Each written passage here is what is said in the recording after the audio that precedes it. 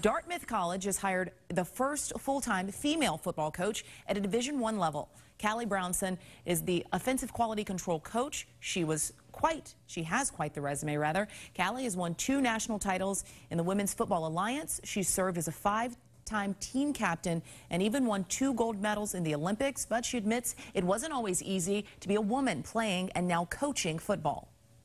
So the biggest challenge there is being able to show your competitiveness and your knowledge, and it's hard for women to be able to say, I do know my stuff and I do work hard and I do belong here. So I think that's the biggest challenge, ultimately just entering the football world. Dartmouth has welcomed her with open arms. The head coach says he hired the right person for the job. She just happens to be a woman.